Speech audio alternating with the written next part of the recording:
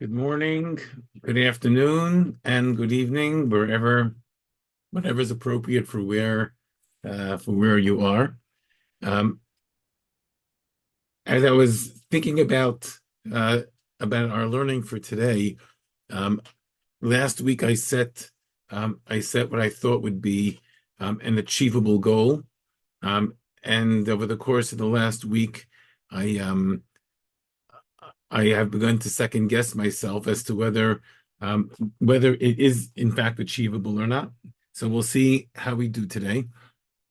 I thought that we would finish the sixth yom and then just do three more psukim, which was the seventh yom, and we'll see if we're successful or not.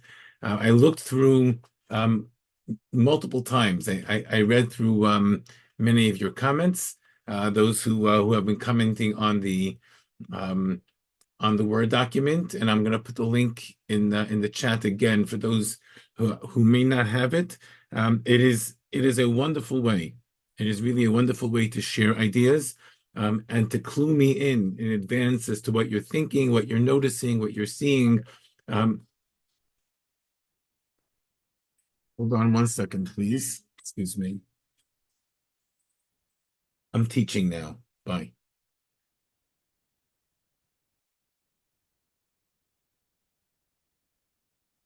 Um, but I think we have to try to do whatever we can today. If we don't get to do the end of the sixth day and the seventh day as well, then I'm not going to rush. We'll we'll leave it so that we can sink our teeth into the seventh day properly next week. Okay, and without further ado, so let me just put the link into the chat so that those who don't have it can access it again. And it's great to see you. Uh, I'm just going to start the way I often do, is that it's just to briefly review what we looked at last week. Last week we spent most of our energies focused on the creation of humans, or the creation of man, capital M, meaning all of humanity. Um, and the psukim presented a number of significant challenges to us. At the very, very end of the shir last week, we were discussing the plural of Vayomer Elokim Na'aseh Adam, and I want to come in just a minute to what Chaim commented. But what I suggested last week, that the Na'aseh, forget about the plural for a moment, but the Na'aseh suggests that there was a hesitation before the creation of humans. Some of you suggested that the hesitation was because man could mess everything up. You create man as independent, they can ruin the world that God created. And I suggested exactly the opposite, that the world that We're no God longer created serves no hearing you. purpose if there's not man. We are the ones who give the world meaning. Um, and yet that moment of actually turning it on, right? It's like the moment you build it and then you have to turn on the machine, right? The moment before you turn it on, and by design, Hashem designed it in such a way that he wouldn't know what the result was going to be. Because if he knew what the result was going to be, then the creation of humans was meaningless. So Hashem had to design it in such a way which meant self-restricting himself in order to allow us to be able to make meaningful decisions. That empowerment of us limits limits God's control, and also limits perhaps God's knowledge. Because again, if he knows the outcome, then it's like reading the last chapter of a book and then reading the rest of the book. You know how it's going to end, so it's not so interesting anymore, right? It's only interesting if you don't know how it's going to end. And I think, I suspect that one of the things that Hashem did over here is he wanted to see, if I create this being that is truly independent, will it succeed? Will that being succeed in doing the right thing? Will that being succeed in being able to tap into that Tselem Elokim with which I've endowed it? Will that being succeed in becoming this God-like creation? And the language that I'm using now is actually language that you find throughout the Midrashim. So it's interesting. I think Chazal were grappling with all the same issues that we're struggling with over here, and I think they came to many of the same conclusions. They just say it in different language, right? So they talk about God consulting with the Malachim, or God consulting with different parts of Torah, or um, and it's the same thing that we've been saying, just using the kind of the rich kind of illustrative language that Chazal like to use.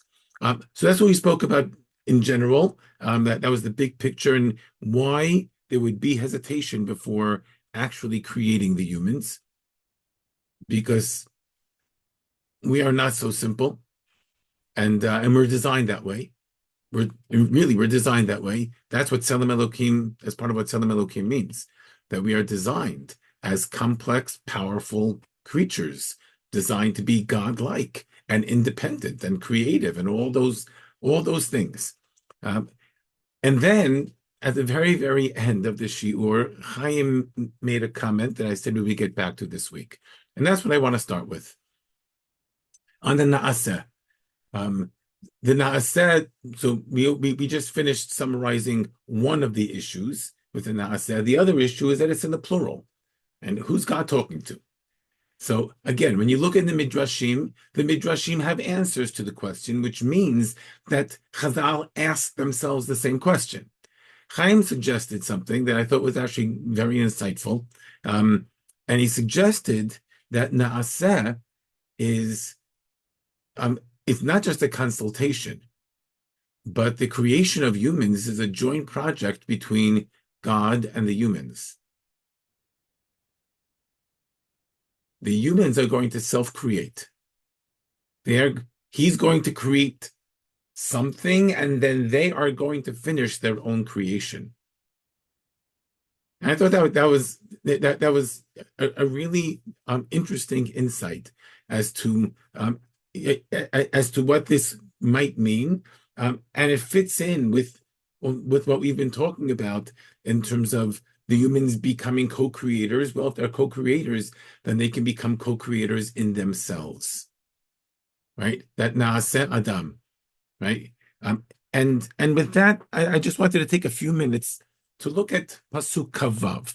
Pasuk Kavav, you raised a number of issues. You as a group, as a collective group, raised a number of issues with Pasuk Kavav 26. On the Google Doc, there are many of you who made comments about Pasuk 26. So I want to read it together with you.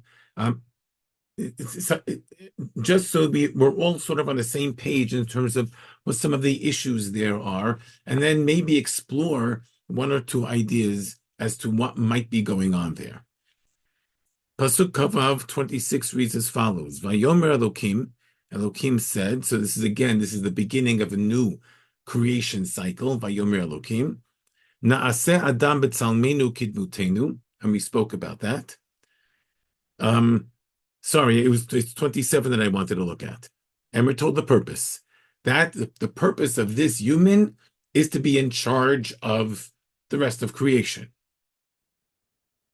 Right? Or at least the rest of creation that's down on earth. Right? The Gat Hayam, the fish of the sea, Of HaShamayim, the birds in the sky, V'Behima V'Chol Haaretz, meaning everything that's on this earth. Obviously, humans are not going to be in charge of the things that are up in the shamayim, up in the heavens, whatever that happens to mean. But humans are going to be in charge of everything on the earth. And then we get to Pasuk 27. Pasuk 27 has three phrases. It sounds very repetitious, and some of you pointed out the fact that it sounds repetitious. Vayivra Elokim et ha'adam b'tzalmo. Elokim created, and here the word bara. Okay, as I've been saying, bara, I believe means something from nothing, right? And that's significant because um, when I go to the zoo and I see the monkeys look very much like me,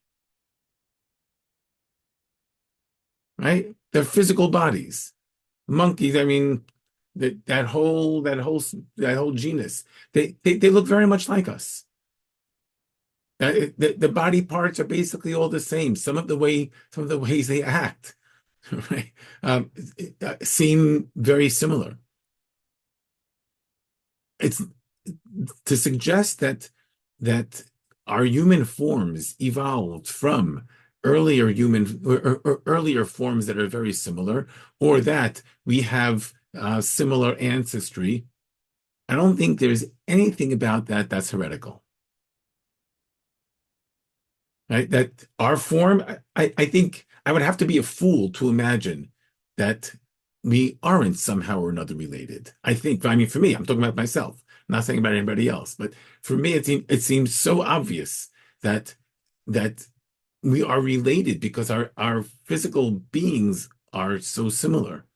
And yet, the Torah says that the creation of humans was yesh me'ayin, something from nothing, because it's precisely what makes us human. It's not the animal part of us that's unique. It's the part that makes us human. That's Tselem Elokim. Right? That is a creation that did not evolve from something else. That Tselem Elokim is a Yesh Me'ayin creation. What makes us unique is that we are created in God's Tselem. And so that's first of all, that's how I read the opening line over here. Vayivra Elokim et ha'adam b'tzalmo. Number one, the human, it might look like other creatures, but it is not quantitatively different, it is qualitatively different. And it's not something that could have just emerged on its own. It's not a question of the brain size crossed a certain threshold. No, there's something else about us. So that's the first phrase. Vayivra Elokim et ha'adam b'tzalmo. B'tselem Elokim bara oto. Now that sounds repetitious. That second phrase doesn't seem to add anything, um, unless, and I forget which one of the Parshanim suggests this, but one of the Parshanim says, "Vayivra Elokim et ha'adam b'tzalmo." We don't know. Does b'tzalmo mean in the tselem of God or in the tselem of man? Was man created in man's image, or was man created in God's image? And what that does is it actually creates a certain amount of tension right there in the pasuk. Vayivra Elokim et ha'adam b'tzalmo. That ambiguity may be intentional. I said I was going to create humans, b'tselem and b'dvut, and guess what? I created humans with his tselem. Is that H with a small h, or is that a capital H? And we don't know. And that's intentional because it creates this sense of tension. Oh my goodness. So what is this creature? And the second phrase says, B'tselem Elokim bara oto. So that the ambiguity is intentional because it wants us to appreciate just how unique humans are. The fish are created b'tselem fish. The birds are created b'tselem birds. The giraffes are created b'tselem giraffes. But humans, you ready? You sure you're ready? Humans are created b'tselem Elokim. And that's what the pasuk does in those first two phrases. It sets up that ambiguity, it sets up the tension, resolves the tension. And what's the third phrase? And by the way, we had bara in the first phrase, we have bara in the second phrase, and there's going to be a third one. The word bara appears in only 3 contexts in the entire creation story, but in those 3 contexts, in one of those contexts, it appears 3 times. It's like, this is the most unique creation God could have created. Okay? And then we get to the third phrase of that pasuk. Zachar unekeva bara otam. Which, when you stop for a minute to think, is completely irrelevant. Not only is it irrelevant, it's redundant. And the reason I say it's redundant, we heard about the creation of land animals. We have no reason to believe that they were not created zachar and nekeva, male and female. We heard about the creation of birds and fish, and they were told explicitly, pru uravu, Hashem blessed them, pru uravu. I don't think that they were asexual creations. So the birds and the fish were obviously created zachar and nekeva. And yet the Torah never says that about the birds and the fish, never says that about the land animals. It does say it about the humans. So here are a number of different possibilities as to what that could mean. One possibility is that when it comes to the land, that when it comes to the other beings, the difference between the zachar and the nekeva is primarily to serve a reproductive function. And if that's the case, then there's no need in pointing that out, because Hashem already basically told them to reproduce. When it comes to the humans, it's possible that there are 2 very different flavors of humans, and that the nature of being a human zachar is very different from the nature of being a human nekeva. And they were both created, right? That both of them are part of the creation of humanity. And that's one possibility that I can think of. There's a second possibility, which takes me into realms that I don't understand, but I'm going to say it because it fits a whole genre of literature that I really don't understand. But maybe zachar and nekeva are modifiers of Tselem Elokim.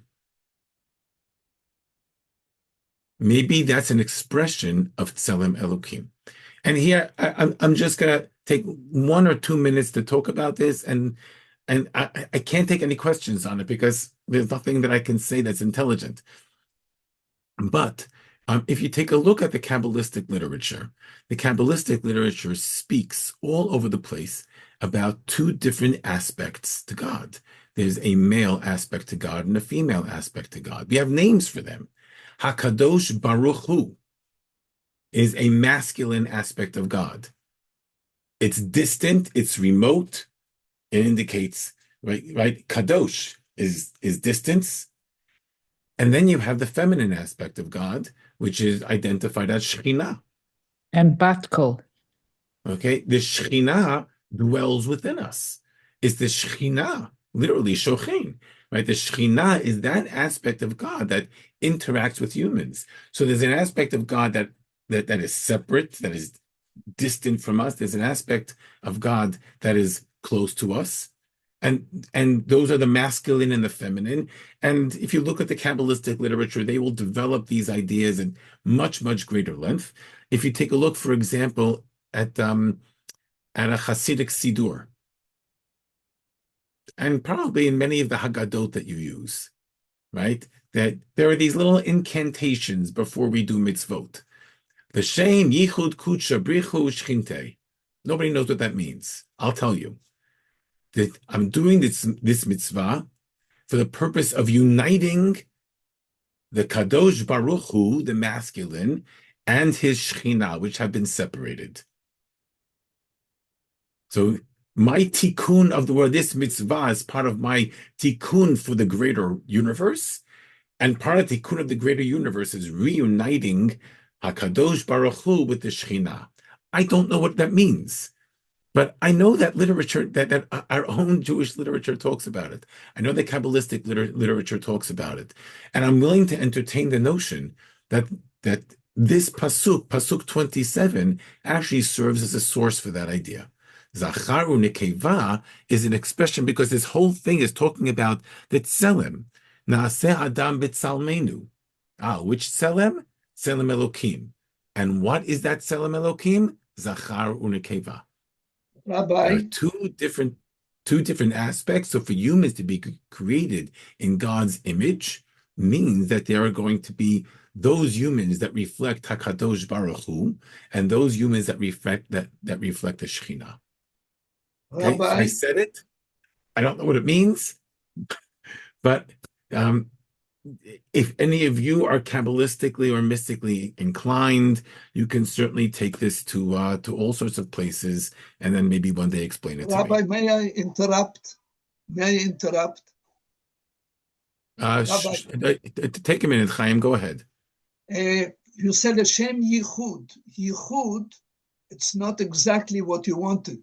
To put them the two together, the Zachar and Nekeva should be le'ached, with the Aleph, not with the Yud. If you mean what you say, it should be Achdut, Echad, and not Yichud. Yichud is not the same as Echad. Sorry. Okay. I'm not going to get into a dikduk discussion now, but thank you for your insight. Okay, so we have this pasuk over here. I'll say one more thing about pasuk 27. I read this pasuk, so I tried taking it apart and putting it together again in a variety of different ways, and there's one more way that I could suggest reading this pasuk. This pasuk is an exclamation. It's a celebration. Imagine that each one of those phrases has an exclamation point after it. It's supposed to take your breath away. Vayivra Elokim et ha'adam b'tzalmo. Whoa. B'tzelem Elokim bara'oto. Zachar u'nekeva bara'otam. This is a celebration of the climax of creation. This is it. I've done it. I've done it. There was hesitation in the Naaseh, and he did it, and there's a marching band that comes to announce it. And Pasuk 27 is that marching band. And it says it 3 times, 3 different ways. Maybe one explains and clarifies and builds on the other, but maybe not. Maybe they're just, wow, it really happened. And that's the response to Naaseh, let's do it. And he did it, but really he did it, right? Okay. With that, I'm going to allow myself just a few more minutes to speak about the 6th Yom, and then I want to move over towards the 7th. God speaks to them. This is the first time it actually says that God speaks to. He blesses the fish. He blesses the birds. But here it says, Vayomer lahem, in Pasuk 28. God speaks to the humans. And that, again, tells us that these humans are a class by themselves.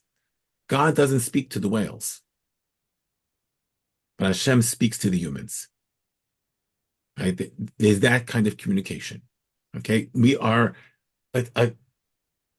again, qualitatively a different species. Vayomer lahem Elokim. He speaks to them. And he says, Pru uravu milu et haaretz. I just want to point out one thing very, very quickly here as an aside. Pru uravu, God commands to the humans. Pru uravu, God commands or blesses the fish and the birds. He doesn't say pru uravu to the land animals. And if I understand correctly, it's very simple. Because if he would bless the land animals with pru uravu, there'd be no room for humans. The pru uravu for the birds dominate the sky. The pru uravu for the fish dominate the waters. Those are their domains. Man shares this domain with the animals. If you want to see an example of what the world would look like, if Hashem had given a bracha of pru'uravu to the animals, just look at the Makkah and Mitzrayim of Arov, animals swarming across the land, and there's no room for humans. And if you look a little bit later on in the Chumash, you find it in Sefer Shmot. You find it later on again, I think, in Sefer Devarim. Hashem says, "I'm going to chase when you get to Eretz Yisrael. I'm going to chase away your enemies. I'm not going to chase them away all in one shot. Why not? Pen yirbeh alecha chayat hasadeh. Because if I chase away the enemies, there's going to be a vacuum here in the land. The animals are going to come and they will overwhelm you." So there is this tension as to whether humans are going to dominate the land space or animals are going to dominate the land space. Hashem wants humans to dominate the land space, right? Mil'u ta'aretz v'chivshuha. You are to dominate the land space. And that's why there's no bracha of pru'uruvu for, it doesn't mean that they're not going to be fruitful and multiply, right? But that's why Hashem does not give a bracha of pru'uruvu to the land animals, because otherwise it would create too much of a tension between the humans and the other land animals. Okay, there were a number of questions that were raised about the next few psukim that come up. I don't know why humans were given fruits and the grasses to eat, while the animals were given only grasses to eat. That's an interesting question. But you look in the text, it's there. It's something I had not thought about beforehand, and I thank whoever it is that wrote that. It's an interesting observation. I think I have to give it some more thought. But it is true that the original humans and animals were all intended to be vegetarians, which means that the world, in its idyllic version that Hashem is presenting over here, would be a world in which there is no competition. Right? He eliminates the competition for humans by not giving pru'uruvu to the animals. Right, and no enmity between the different beings. Man is in charge. The animals are going to listen, and everything's going to work beautifully. And it's that idyllic world that I believe is actually captured in Pasuk 31. Vayar Elokim et kol asher asa v'hinei tov ma'od. Right? It's not tov. It's tov ma'od. It's very good. It's very tov. And what makes it very tov is not, and this is not talking about the humans. There's no ki tov for humans, because the humans still have to create themselves. That's the na'aseh that Chaim spoke about. Right? They have to make themselves tov. God didn't make humans tov. He created them with the capacity to create themselves. Right? So the humans are not created tov. But when you take a look at the whole picture, up until this point, each individual piece is identified as tov. It's complete. Tov ma'od means not the individual pieces are complete, but the whole picture is complete. And I think that's what's indicated as well by the close of the sixth day. Rashi has commented, lots of Parshanim have commented on the fact that the sixth day is identified as Yom Hashishi. If it follows the pattern of the other days, it should have been Yom Shishi, a sixth day. Right? You had Yom Sheni, Yom Shlishi, the second day, the third day, right? It would have been Yom Shishi. But this is Hashishi, not just Shishi. It is the capital T-H-E, the sixth day. This caught Rashi's attention. Rashi has his Midrashic comment on this. It caught the attention of Rashi's grandson, Rashbam, who has a very, very different understanding, fascinating understanding of what this means. Rashbam says that this is Rashbam says that Moshe wrote this. Because when Bnei Yisrael got the Torah and they heard about Kisheshet Yamim, in 6 days God created, he says, Moshe wrote this, so you should know this is the 6th day that we're talking about in Sefer Shemot. Right? It's a very interesting take. Raises lots and lots of questions. It could very well be that I think if we just to follow thematically what we've been talking about in terms of this 6th day and the Tov Ma'od, Hashishi, it's done. This is the 6th and final day of creation. It's done. Right? If Tov in all the other cases meant that piece was completed, Hashishi, this is the 6th day of finality. This creation is finished. Okay, and that I suspect that's what Hashishi means, but I'm certainly open to other interpretations that would make sense, that don't involve bringing in external information. Okay. Which brings us exactly on time to the next 3 psukim. And the next 3 psukim present a very difficult puzzle.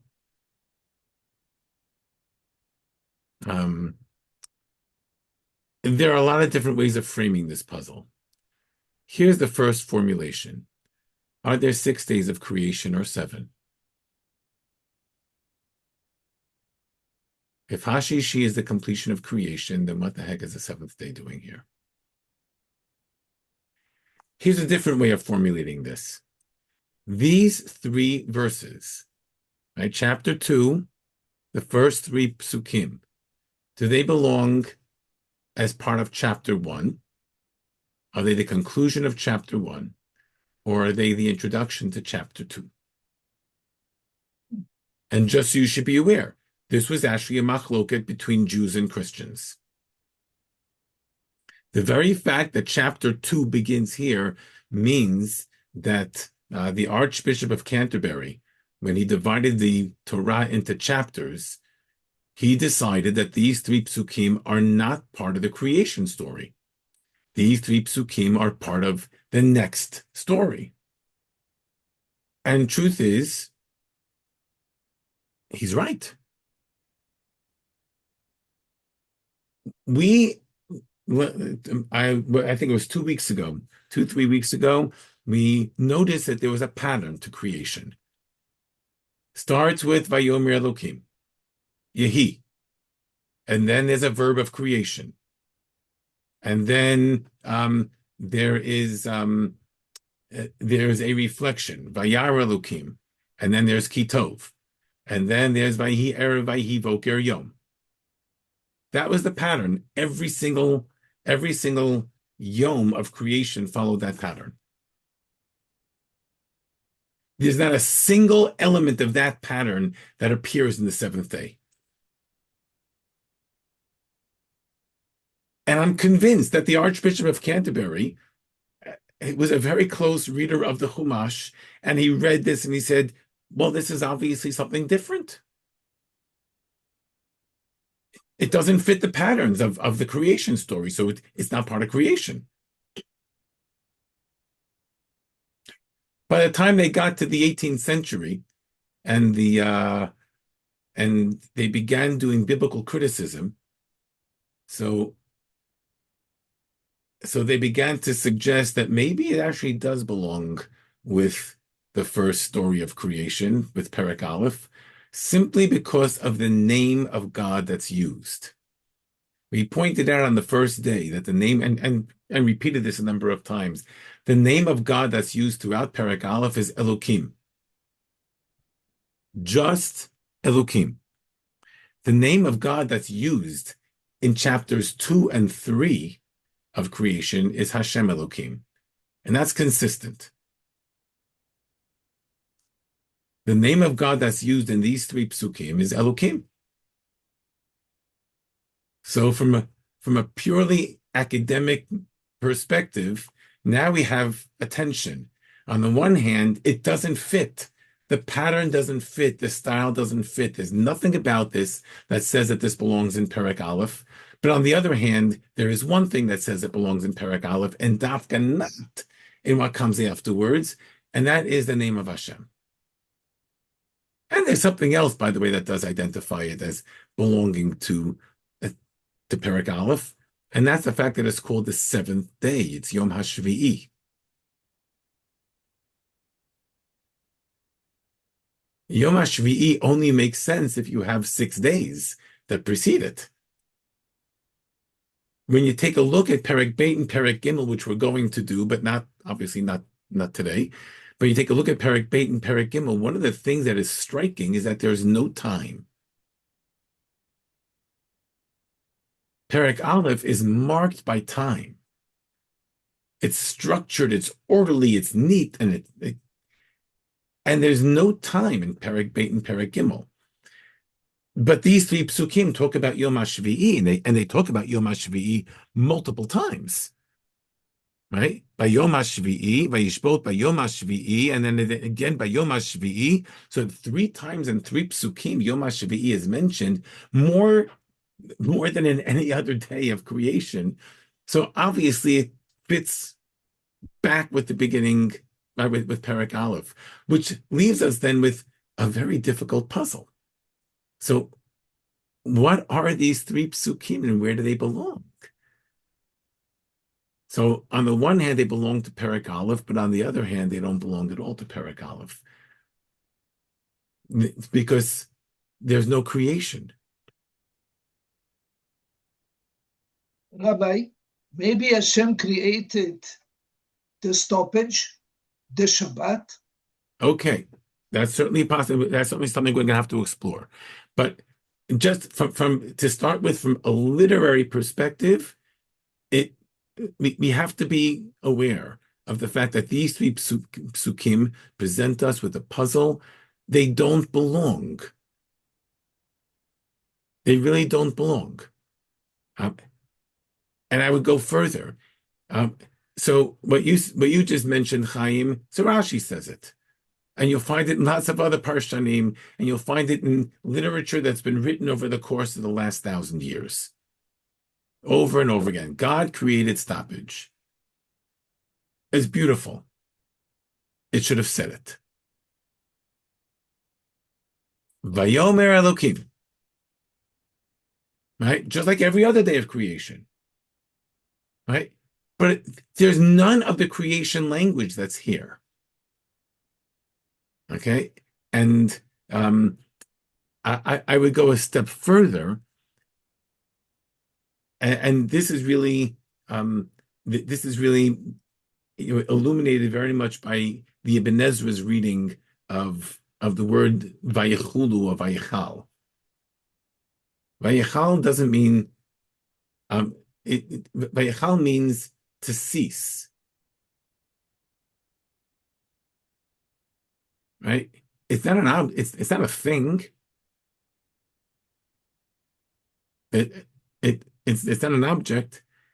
It's a verb that means to cease. And that verb appears twice. It appears in Pasuk 1 and again in the beginning of Pasuk 2. Right? In one case in the passive, in the second case in the active. And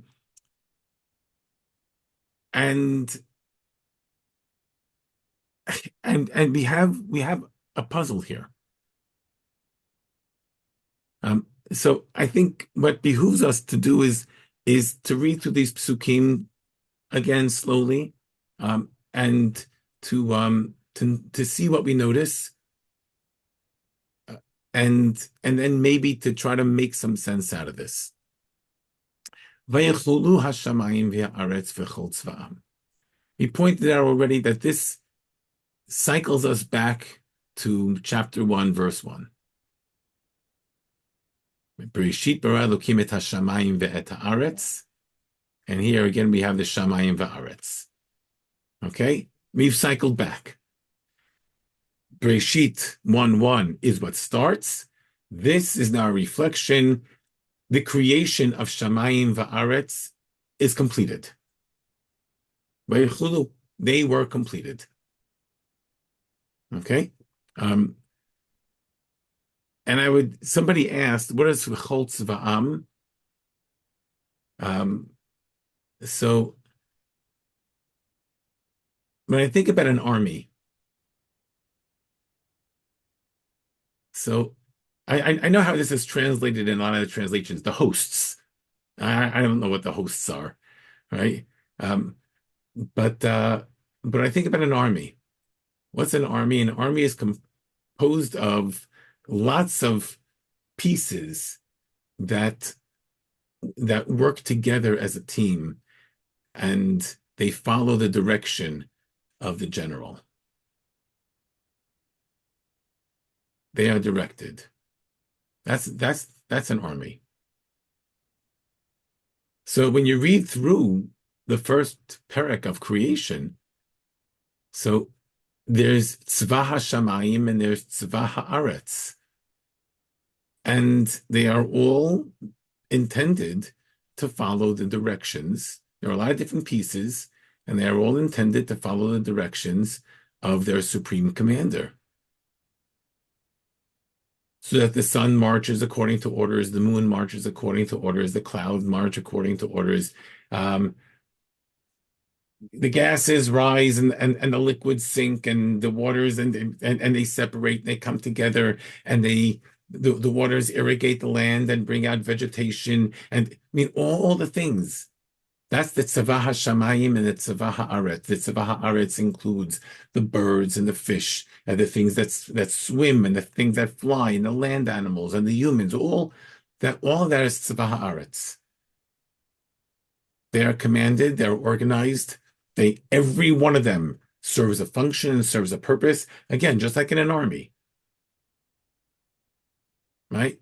So, Chol Tzva'am is everything after Pasuk Aleph in chapter 1. Shamayim va'aretz is the first Pasuk, and then Kol Tzva'am is everything from the first Pasuk, from this, actually the second Pasuk until the closing of chapter 1. That's Kol Tzva'am. And it's done. Vayechulu, it's done, it's finished. Right? Echoing that Yom HaShishi, echoing that Tov Ma'od. It's all done. It all works. Everything's marching in lockstep. Everything's perfect. World's beautiful. Vayechal, and then we get to the second pasuk. The second pasuk has two halves, and those two halves are in tension with each other. The first half says, Vayechal Elokim bayom hashvi'i melachto asher asa. On the seventh day, God completed. Vayechal is to complete. God completed all the melacha that He did, but vayishbot bayom hashvi'i. But He desisted.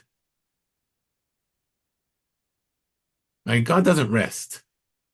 Shabbat means to stop, to cease, to desist. Vayishbot bayom hashvi'i mikom melachto asher asa. The first half of that pasuk and the second half are mirror images of each other, with one difference. The first half describes it as vayechal, He completed, and the second half contradicts the first half. He completed it. How did He complete it? By ceasing creation. That's how He completed the creation. He completed the creation by ceasing the creation. Now, you might want to say that He created stoppage. Oh, okay. But the way the pasuk says it, right? There's this tension there, and the only way to resolve the tension is to understand that ceasing by not creating, that's what completed the creation. Which leads me to the question. And what would have been if God would have simply stopped at the end of the sixth day?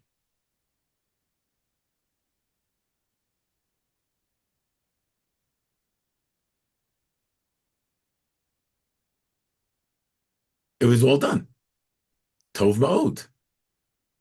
Yom HaShishi. It's all finished.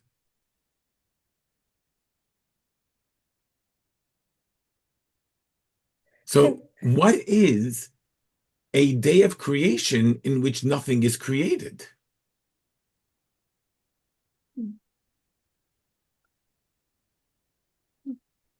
Because it's all good. Because it's all good. And that's the puzzle that the seventh day presents. It's a very difficult piece. But don't you need a conclusion? You need a conclusion. It's like reading a book or reading a thing and there's no conclusion. If the seventh day is the conclusion, it pulls everything together. How does it do that? Because it reiterates that it's done, and therefore now you've finished. Now you have to rest. I mean, it ends it. The seventh day ends the days. So here's how I would have done that. I would have taken the first pasuk of chapter 2, Vayichulu hashamayim va'aretz v'chol tzva'am, and simply appended that to the end of chapter 1. It's all done. You said it once in Tov Ma'od, you say it a second time is Yom HaShishi, and now say it a third time, Vayichulu hashamayim va'aretz v'chol. It's all done. What? How do you know? Until you can stop or think you stopped and then acknowledge, yeah, it's done. Not one more thing. You don't do that until you wait. It's to teach human beings. Don't be so hasty. Let me take the question out of the realm of philosophy and let's take it right back into the text again. Here's one of the things that's missing from, and we point out that everything is missing from the seventh day. But here's one of the things that would have done it for me. Vayhi erev, vayhi voker, yom hashvi. Just like the first day concludes, the second day concludes it, every day concludes with that. You want to make this as the final piece. Vayhi erev, vayhi voker, yom hashvi. You have something different on this day. On this day, you have Vayishvot. So it's not like there's a new Bria coming to be, but the concept of Shvut or Shvita has been introduced by Olam. Okay, I mean, I hear everybody trying to resolve the question. I mean, the question really gnaws at me. I think it should gnaw. It should bother us. I would suggest Because if it doesn't bother us, then it means that we're not really understanding. The Torah presents us another question. The Torah presents us with a puzzle over here that it wants us to grapple with. Here's a seventh day that doesn't fit. It's missing everything that the other days have. But it has Go figure it out. It has something that the other days don't have. Instead of a new path, it has Shvita. Like, that's why the language is different, perhaps. And that's why the concepts are different. Okay, so you're suggesting, not like the Ibn Ezra, but you're suggesting that Shvita is an active, right? It's not a Bria, it's a new concept that you didn't have on the other days. Okay, so we have one opinion here that stopping is a new Bria. We have another opinion over here. It's not a Bria at all. It's the absence of Bria, right? And so what's the nature? I mean, maybe for many of us, because Shabbat is such a central part of our lives, we don't grapple with it as much as with this as much as we should, because we appreciate Shabbat as a very different kind of day. I have another dilemma. Another dilemma. Yes, I have another dilemma. It says here, on the seventh day, God finished the work that had been undertaken. Now, that can have two meanings to me. That can We just lost your volume. We don't hear you. Rona, we're not hearing you. because seized it. So is it that he actually did work to finish what was undertaken, or that he didn't work? Okay. There's my confusion. Yes, and that's actually the way Chazal phrase the puzzle over here. Rabbi, Right? Mhm. Right? And Rabbi and Rashi phrases it in a similar kind of way, right? Vayechal, he finished, but he didn't do anything. Right? And that's the way that's the way Chazal really phrased the question over here. Rabbi, the word chal, Okay.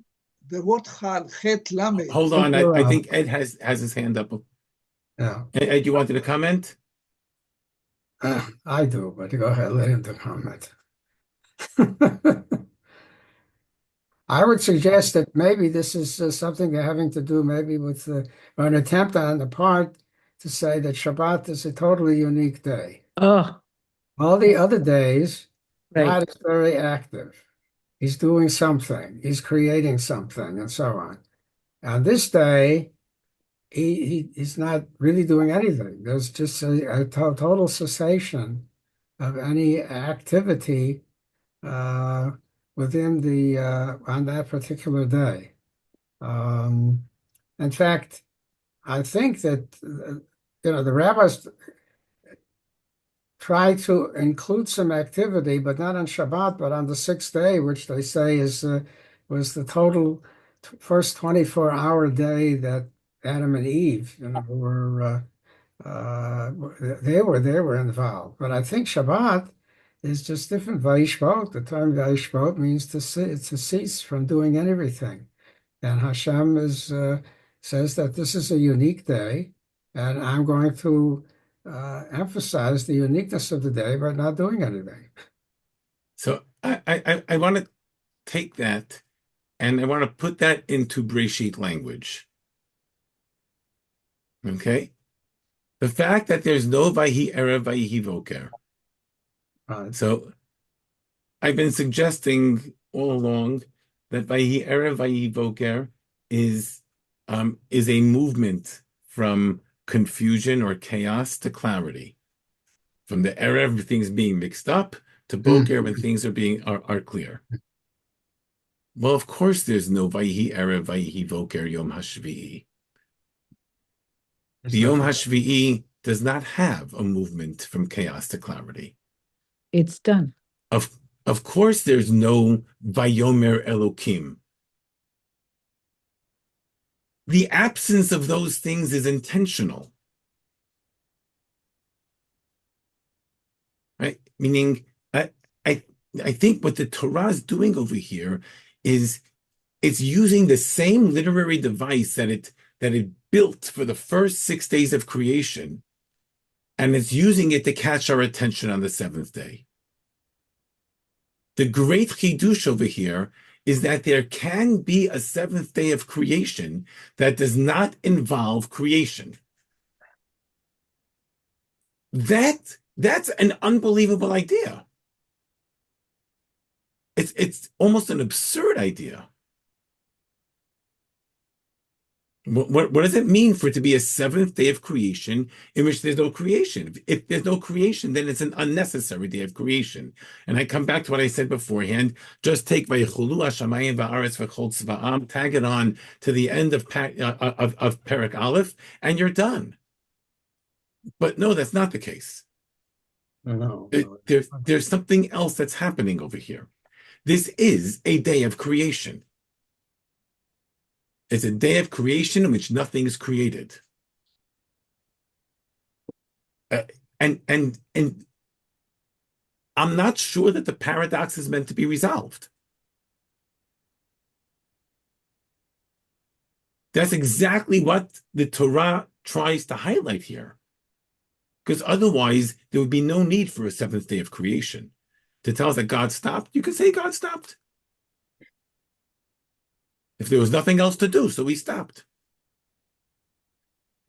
And now, we're faced with the question, so what's the nature? Like, why did God need to create a seventh day of creation? What was the world missing? So I know what Rashi says, I know what the Midrash says, right? It was missing rest. It was missing, right?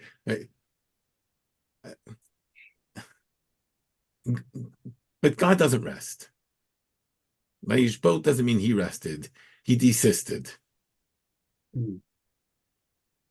Right? It's not rest. So that I think the Torah wants us to understand that there's a paradox over here, and maybe even not to resolve it. What is the seventh day of creation? We need to chew on this. What's the seventh day of creation that has no creation? I believe, by the way, that that's what the word vayakadesh oto means. Vayakadesh means to distinguish.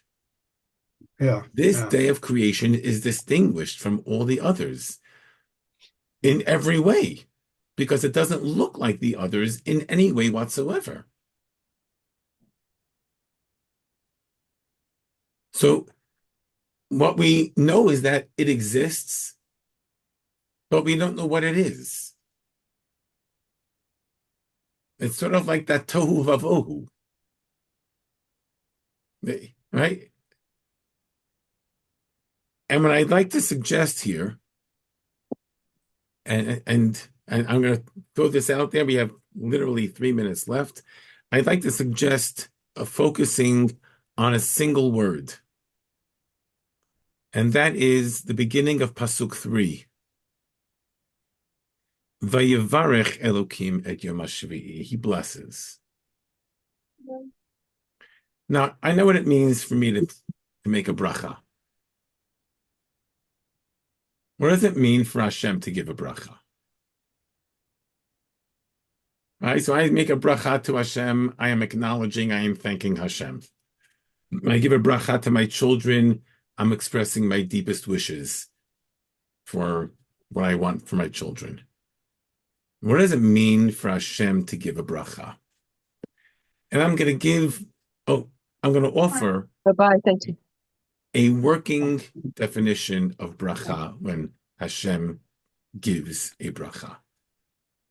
And I say a working definition is the best that I can come up with, and I think it's a good start. So it's a working definition. I'd like really for it to become much better. This is not the first time that we have the language of bracha. We had it earlier. God blessed the animals of the sea and the animals of the sky. Vayevarech otam Elokim lemor, pru urvu. We have hold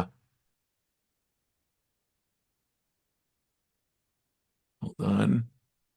We have the same thing with the humans. Pasuk 28 in chapter 1.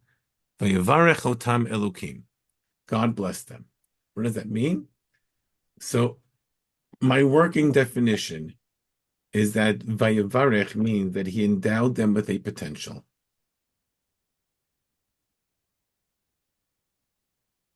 He gave them a special potential. It's up to them to fulfill that potential. So for the animals of the sea and for the animals of the sky, God endowed them with the potential to be fruitful and continue to multiply and continue to multiply and continue to multiply. The animals of the land, God did not endow them with that potential. Certainly not to the same extent.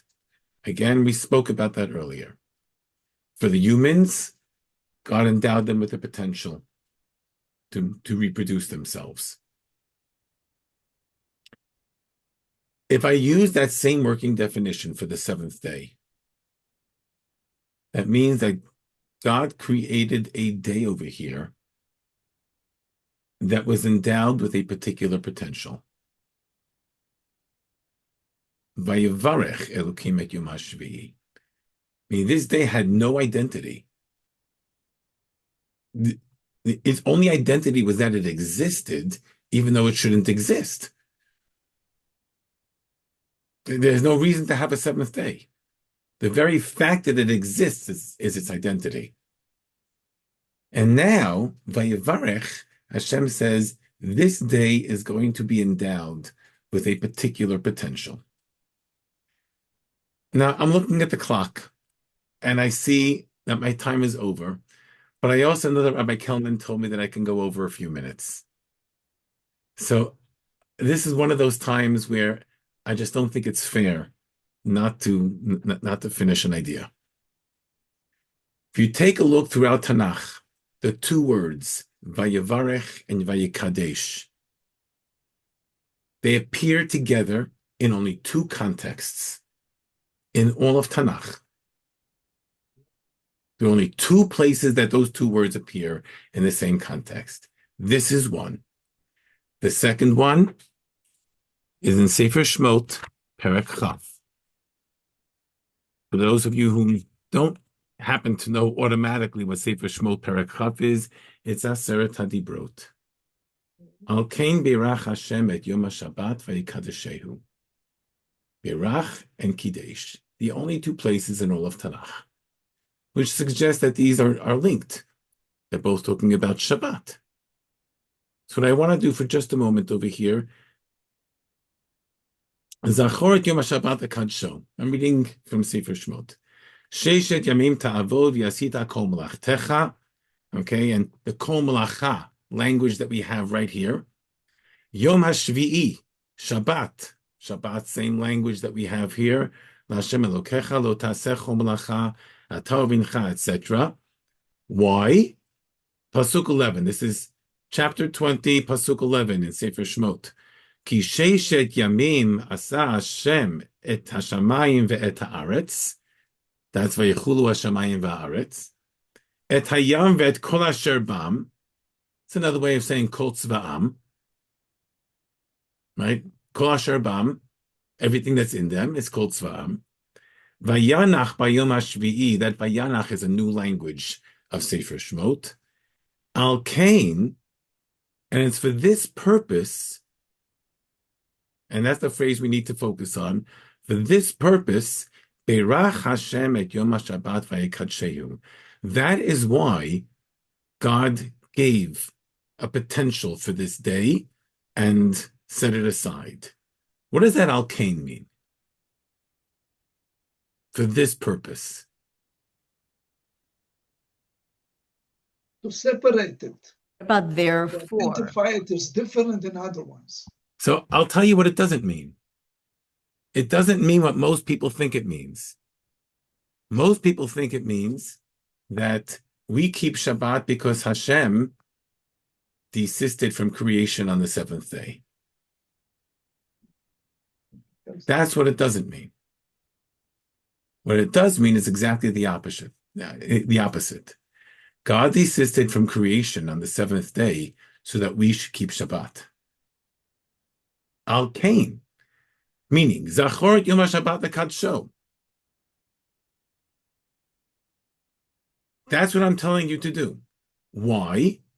I'm going to tell you the story, and the story is that in the seventh day God desisted, and he endowed the Shabbat with a special potential, and he set it aside. He created this day in order so that you should Zachor et Yom HaShabbat HaKadsho.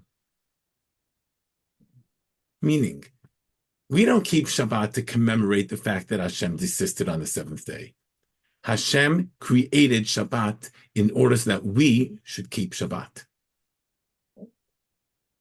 The purpose of that seventh day is for us to keep Shabbat. That's what the Al-Kain means. That's why he did this back in Sefer Breisheet. I'm going to say this in a Midrashic kind of way. Okay? And I'm going to borrow from a Midrash. There's a Midrash that says that that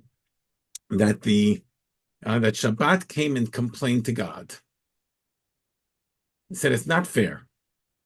You created the 6 days and every day has a partner. Now, I know what that means, right? The first day is partnered with the fourth day. The second day is partnered with the fifth day. The third day is partnered with the sixth day, right?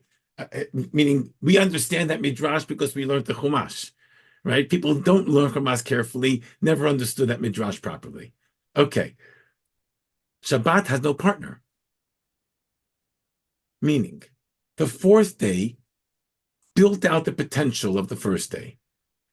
The fifth day built out the potential of the second day.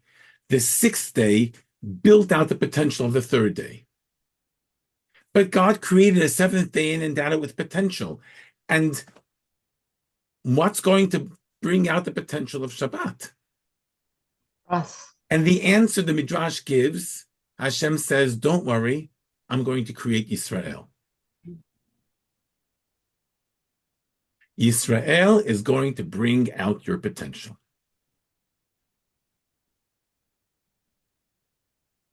What that does is it forces us to reread this whole seventh day. We know what Rashi says, we know what the Midrashim say, but the seventh day shouldn't exist, right? The reason why there's no Vayi Erev Vayi Boker is because there was no creation on this day. There's no Vayomer Elokim because there was no creation on this day. There's no Kitov because there's no creation on this day. This is a day of creation without creation. But it has an unfulfilled potential. God created it in order so as to bring that potential into the world. And now I'm going to leave you to chew on the question, so what is that unfulfilled potential of Shabbat that Yisrael is going to bring out when Yisrael fulfills Shabbat? Rabbi? You can feel free to write your thoughts, to send them, write them on the Google Doc. I'd love to hear what you have to say for the beginning of the next shiur. Just so you know, if for those who prepare, and again, it's so beautiful to see those who prepare and writing and sharing. So the next shiur we're going to pick up in chapter 2, starting with pasuk 4, and we're going to go through pasuk 14, 4 through 14. Rabbi, For next week. the word chaf lamed, vayechal, chal, is there any relation to lechalkel? I'm not hearing you, El Chaim. The word chal, vayechal, chuf lamed, the word chal is a relation to lechalkel. Mechalkel chaim bechesed. Is there any relation between the two words? I don't think so. I don't think so. Thank you. Okay. And any other questions quickly? Comments, questions? Okay. There is post on the sheet. Okay. Thank you very much. And it's okay to go over time. That's fine. Don't worry. Okay. All right. Tonight, Mark Shapiro continues on his fascinating book on Rav Kook, talking, I think he finished on the masses, heresy, all kinds of really fascinating topics. And of course, tomorrow, Dr. Sokolow piyut on the Parsha, piyutim through Parsha Shua, that of course nobody says anymore, but used to be a very common part of our synagogue service in the Middle Ages. That's tomorrow at 10 o'clock. And then Rabbi Shulman Sefer Yeshua at 1 o'clock. Okay.